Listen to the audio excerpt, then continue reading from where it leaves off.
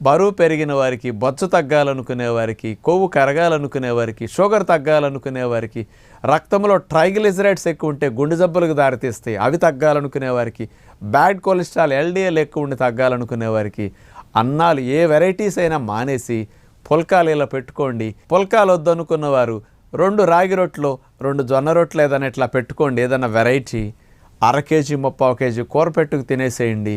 ఇవన్నీ సమస్యలు ఎంత సులువుగానే తగ్గుతాయి. బొజ్జ ఫ్లాట్గా అయిపోతుంది.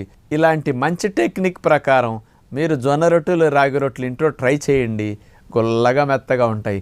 పిల్లలకు కూడా ఇలాంటి పెట్టండి. మన వలే భవిష్యత్తులో పిల్లలకి జబ్బులు రాకుండా, షుగర్ రాకుండా, లావ్ అవ్వకుండా, స్లిమ్గా సన్నగా ఉండటానికి అన్నాలు మానండి.